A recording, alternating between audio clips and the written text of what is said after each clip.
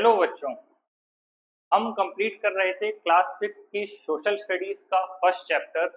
इस क्रम में हमने अब तक पढ़ा कि कैसे इंटरडिसिप्लिनरी अप्रोच के माध्यम से हम हिस्ट्री, ज्योग्राफी, पॉलिटी, इकोनॉमी और आर्ट एंड कल्चर को आपस में मिलाकर पढ़ेंगे। पिछली क्लास में हमने पढ़ा कि जो प्राचीन परंपरा या ज्ञान परंपराओं की बात की थी, उसी क्रम में वराहमिहिर ने बहुत पहले ये बता दिया था कि भारत का एक अपना मानक याम्योत्तर या समय के लिए एक रेखा है, जिसे उन्होंने 75.8 डिग्री बताया था।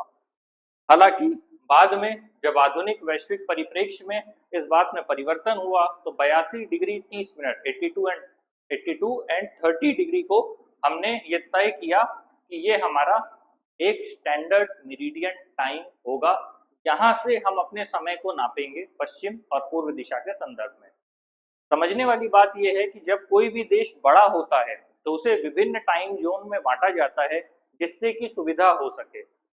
एक सवाल आपके मन में आ सकता है कि आखिर हमें टाइम जोन की जरूरत क्या है, क्योंकि जो पृथ्वी है वो अपने ही अक्ष पर घूर्णन कर रही है। तो यहाँ पर पहले आप कॉन्सेप्ट समझिए कि रोटेशन क्या होता है और रिवॉल्यूशन क्या होता है, घूर्णन क्या है और परिक्रमण क्या है। घूर्णन का मतलब है जब पृथ्वी अपने ही अक्ष पर 24 घंटे पर लगातार घूमती रहती है। मान लीजिए ये पृथ्वी का अक्ष है और इसी अक्ष पर पृथ्वी घूम रही है 24 घंटे, तो इसे हम रोटेशन या घूर्णन कहते हैं। और यदि सूरज है, उसके चारों तरफ ग्रह चक्कर लगा रहा है, तो इसे हम परिक्रमण कहते हैं। यही डिफरेंस है रोटेशन और रिवॉल्यूशन में। रोटेशन का मतलब है अपनी ही धुरी पर चक्कर लगाना और रिवॉल्यूशन का मतलब है कि सूरज के चारों तरफ चक्कर लगाना। ये डिफरेंस है रोटेशन और रिवॉल्यूशन में।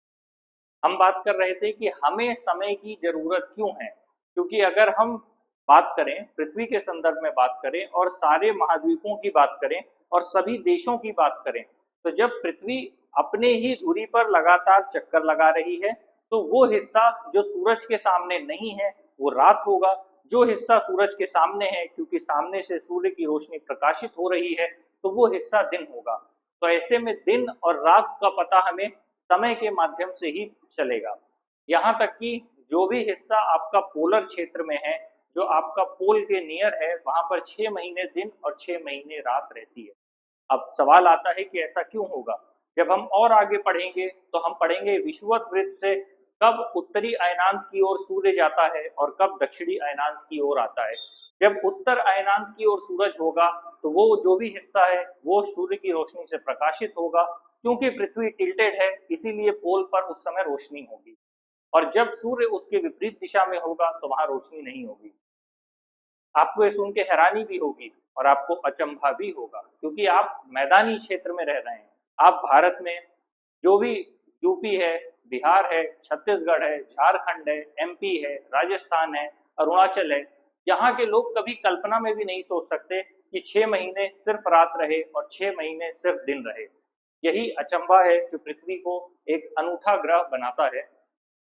इसी क्रम में हमने अब तक समझा था अक्षांश क्या है, देशांतर क्या है, और उसके बाद ये कैसे एक दूसरे से मिलकर ग्रिड रेखाओं का निर्माण करते हैं। इसी क्रम में आगे बढ़ते हुए हम समझेंगे समय क्या है, टाइम जोन क्या है और कैसे इस टाइम जोन को डिवाइड किया गया है।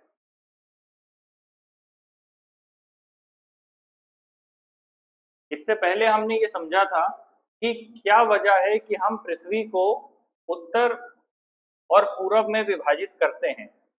उसका स्पष्ट रीजन यही था क्योंकि जो विश्व के संदर्भ में जिस तरह का विभाजन है, उसमें जो पृथ्वी की अवस्थिति है, जो भारत की अवस्थिति पृथ्वी में है, वो इस जगह पर आती है मैप के लिए। तो जिसका मतलब है 0 डिग्री से ये ऊपर है और यहाँ पर भी 0 डिग्री के राइट साइड में है, इसीलिए हमारा टाइम जोन हमेशा प्लस में रहता है।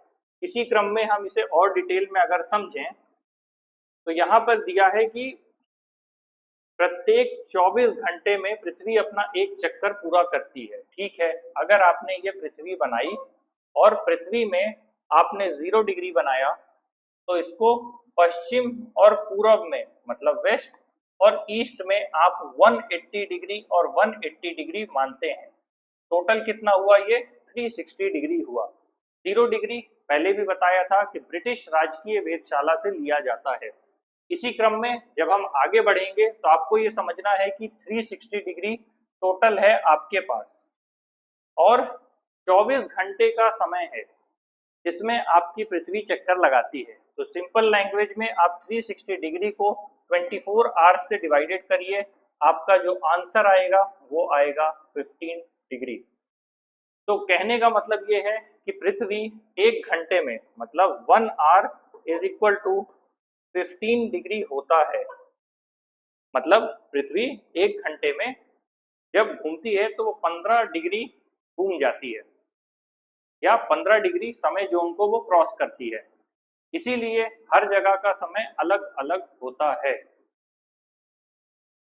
इसी क्रम में अगर बात की जाए तो जब पृथ्वी के अगर पश्चिम और पूर्व को विभाजित किया जाएगा तो जैसे ये आपका 0 डिग्री दिया गया है, 0 डिग्री से अगर आप इस दिशा में आगे बढ़ेंगे, क्योंकि पृथ्वी पश्चिम से पूर्व दिशा में घूमती है, तो जब आप पूर्व दिशा में बढ़ेंगे तो समय बढ़ता है और पश्चिम दिशा में जाएंगे तो समय घटता है। इसीलिए इस हिस्से को हम प्लस में डिनोट करते हैं। इंडिया का टाइम जब आप कहीं भी देखेंगे तो आपको हमेशा लिखा मिलेगा +5.30 आवर्स GMT।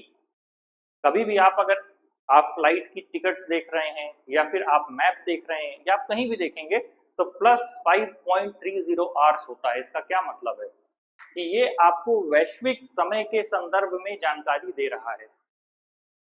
अब ये +5.30 क्यों है? क्योंकि 0 डिग्री से आगे इंडिया का जो टाइम जोन सेट किया गया है वो 82 डिग्री 30 मिनट किया गया है। क्यों किया गया है? क्योंकि 68 डिग्री 7 मिनट से लेकर 97 डिग्री 25 के बीच का जो हिस्सा था उसमें 82 डिग्री 30 मिनट को चुना गया। इसी क्रम में जब हम और आगे समझेंगे इसे 82 डिग्री और 30 मिनट से क्या मतलब है, तो कहने का मतलब ये है कि वापस से इसे 15 डिग्री से आप देखिए, मैंने क्या बताया था 1 घंटा होगा तो 15 डिग्री होगी। तो ठीक है, तो आप करेंगे 15 इंटू 5 कितना हुआ 75 डिग्री। हमने 15 से इंटू क्यों किया? क्योंकि 1 घंटा इज इक्वल टू 15 डिग्री। तब हमने अगर 5 से डिवाइड किया 75, हमारा समय कितना है 82 डिग्री 30 मिनट। तो ये हिस्सा जो बच जा रहा है ये कहाँ जाएगा? अब यही समझने वाली है। ये क्या है 5 घंटा, तो मतलब 75 और 82 में कितना बच रहा है 7 डिग्री 30 मिनट बच रहा है।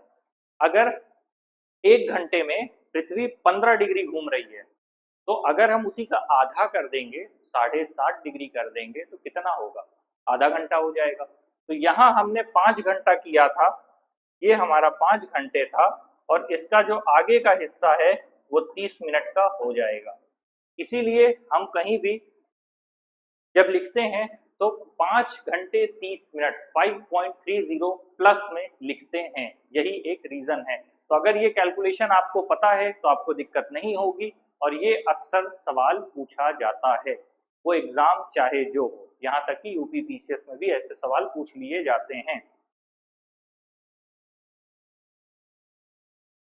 इसी क्रम में जब हम आगे बढ़ेंगे तो ग्रीनविच मेरिडियन टाइम से किस जगह आप मूवमेंट करते हैं उसके अनुसार आपके दिन और रात का अंतर होता है। और इसी क्रम में अगर भारत के ही संदर्भ में बात किया जाए तो 68 डिग्री 7 से 97 डिग्री 25 को अगर आप देखेंगे तो बीच में तकरीबन 30 डिग्री का अंतर आ रहा है और ये जो 30 डिग्री है ये पश्चिम और पूर्व में समय का अंतर करेगी।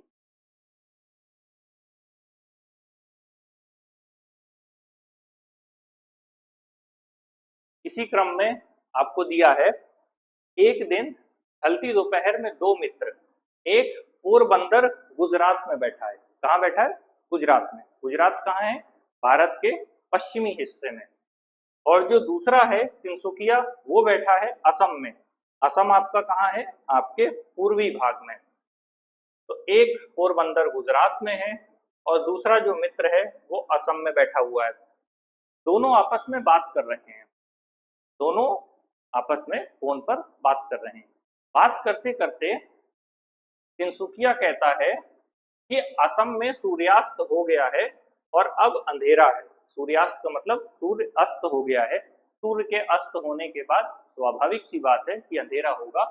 जबकि पोरबंदर वाला मित्र ये बात सुनकर चकित हो जाता है और कहता है लेकिन अभी तो यहाँ पर दिन है, बताइए ऐसा क्यों हुआ। तो स्वाभाविक सी बात है, जैसा कि मैंने पहले कहा था, पश्चिम से पूर्व के बीच में 30 डिग्री का अंतर आता है। तो ऐसे में जो व्यक्ति असम में बैठा है, पश्चिम से पृथ्वी पूरब घूम रही है, तो पूरब का हिस्सा क्या हुआ, आगे हो गया, पश्चिम का हिस्सा भी पीछे है। मतलब जो पूरब में घटित हो चुका है वो पश्चिम में घटित होने में समय लगेगा। तो असम में अभी अंधेरा हो चुका है जबकि पोरबंदर में नहीं हुआ है। उसका यही कारण है कि 30 डिग्री मैंने क्या बताया था, हर 15 डिग्री में 1 घंटा। इसका मतलब अगर आप 30 डिग्री समझ रहे हैं तो इसका मतलब है 2 घंटे का समय। मतलब गुजरात में और अरुणाचल में 2 घंटे का समय का अंतर है। इसीलिए जो व्यक्ति अरुणाचल में बैठा है या असम में बैठा है वहां पर अंधेरा हो चुका है। मान लीजिए वहां शाम के 7 बज रहे हैं, लेकिन गुजरात में उसी समय पे 5 बज रहे होंगे। तो 5 बजे तो दिन होता है अगर गर्मी के महीने हैं। तो इसीलिए गुजरात वाले दोस्त को हैरानी हो रही है कि ये कैसी बात कर रहा है, लेकिन स्वाभाविक सी बात है कि वो देशांतर, टाइम जोन और पृथ्वी के घूमने के कारण हो रहा है। उम्मीद है ये कॉन्सेप्ट आपको क्लियर हो गया होगा।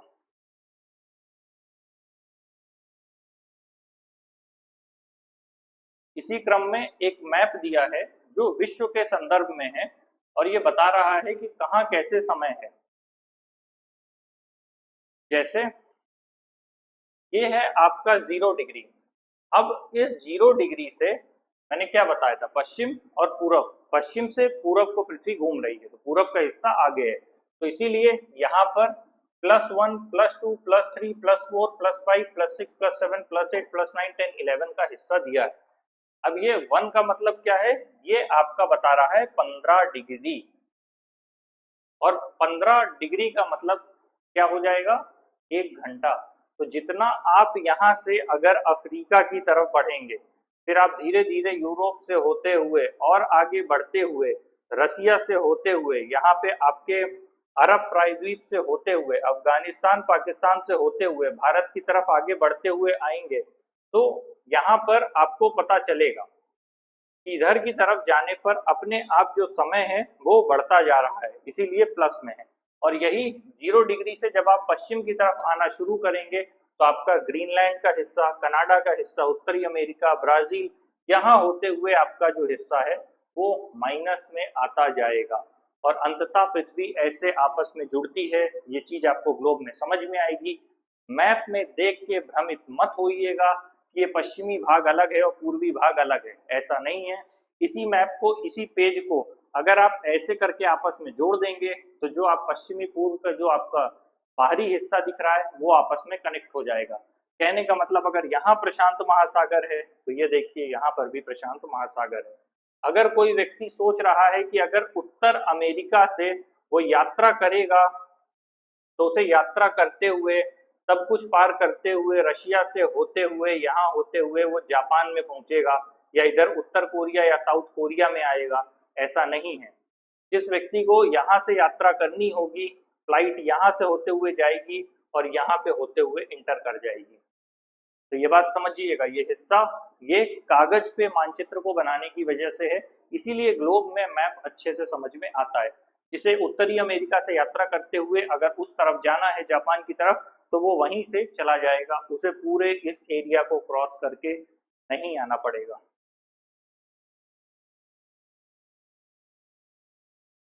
इसीलिए बताया है कि यहाँ पर प्रत्येक देश का, ये सवाल भी कंपटीशन में कभी कभी पूछा जाता है कि जो प्रत्येक देश है उसका मानक समय क्या है। अब समझने वाली बात यह है कि भारत केवल 30 डिग्री में फैला है, तो इन्होंने अपना एक ही मानक समय चुन लिया 82 डिग्री 30 मिनट और पश्चिम से पूर्व तक के विस्तार को कवर कर लिया। अक्सर इस मुद्दे को लेकर विवाद होता रहा है और चाहे गुजरात और असम के लोगों का यही कहना है कि ऐसा नहीं होना चाहिए। एक ही मानक समय को मानने की वजह से उन लोगों को ये मानक समय मानना पड़ता है जो असम में है। हो सकता है असम में समय कुछ और हो और वहाँ अंधेरा पहले ही हो जाता है, जिसकी वजह से वहाँ के लोगों को ऑफिसेज में काम करने के लिए ज़्यादा विद्युत आपूर्ति की आवश्यकता होती है, बिजली की खपत ज़्यादा होती है, रूटीन उस हिसाब से नहीं बन पाता। इसीलिए लोग अक्सर ये बात कहते हैं कि 2 टाइम जोन भारत में होने चाहिए। इसी क्रम में जो देश ज़्यादा बड़े हैं तो उनको अपने टाइम जोन बढ़ाने पड़ेंगे। अगर वो ऐसा नहीं करेंगे, मान लीजिए सुबह के 4 बजे, और आपने कह दिया कि पूरे रशिया में सुबह के 4 बजे का मतलब सुबह है, लेकिन पृथ्वी अपने ही हिसाब से घूम रही है, आधी जगहों पर रात होगी और पता चला उस व्यक्ति को रात में ही उठ के काम पे जाना पड़ेगा। अगर वो अंधेरे में ही काम पे जाएगा तो उसे लाइट की जरूरत होगी। ऑफिसेज में, बिल्डिंग्स में, घर में, हर जगह जब ज़्यादा लाइट का कंजम्पशन होगा, इलेक्ट्रिसिटी का यूज़ होगा, तो जो आपका एनर्जी कंजम्पशन है वो बढ़ता चला जाएगा, जिससे मॉनेटरी लॉस में गवर्नमेंट चली जाएगी।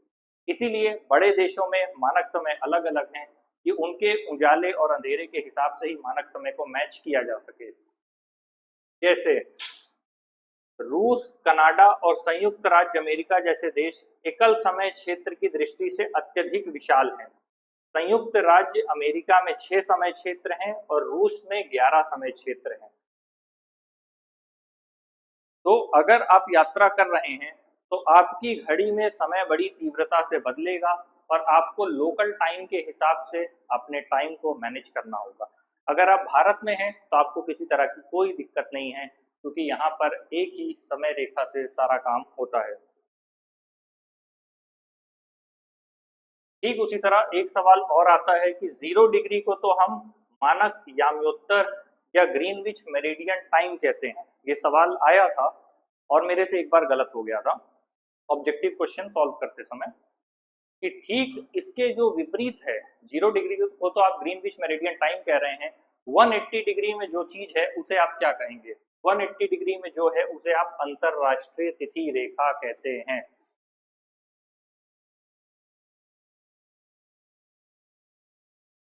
ठीक इसी क्रम में ये आपका मैप दिया है, जैसे मैंने अभी आपको समझाया था।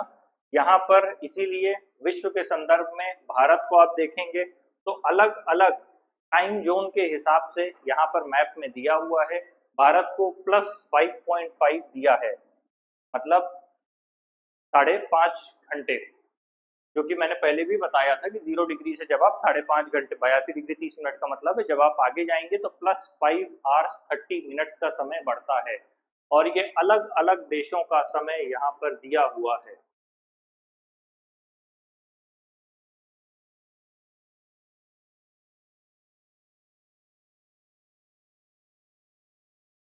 तो कहा जाए तो ये चैप्टर आपका कंप्लीट हो गया है। इसमें जो भी नहीं समझ में आता वो आप हमसे पूछ सकते हैं। अब तक अगर हम इस चैप्टर की बात करें तो इसमें हमने कुल मिलाकर क्या पढ़ा? हमने स्टार्टिंग समय में ये पढ़ा कि कैसे हम इंटरडिसिप्लिनरी अप्रोच के माध्यम से सारे सब्जेक्ट्स को मिला करके पढ़ेंगे। उसी क्रम में जब हम और आगे बढ़े तो हमने मानचित्र क्या होता है, मानचित्र के घटक क्या हैं, दूरी, दिशा और प्रतीक का क्या महत्व है, इन टॉपिक्स को पढ़ते हुए जब हम आगे बढ़े हमने पढ़ा अक्षांश क्या है, देशांतर क्या है, इनकी आपस में ग्रिड रेखा कैसे बनती है, और इसको और आगे बढ़ते हुए हमने समय जोन को समझा। तो अगर मैं पूरे चैप्टर को समराइज करूं, क्लोज करूं, तो यही टॉपिक्स थे जो हमने अब तक पढ़े, और ये पूरा टॉपिक पूरी तरह से कंप्लीट है, इसके बाहर कुछ भी नहीं जाएगा। अगर आपको फिर भी लगता है कि कोई क्वेरी है, कोई क्वेश्चन है, तो आप कमेंट सेक्शन में पूछ सकते हैं। धन्यवाद।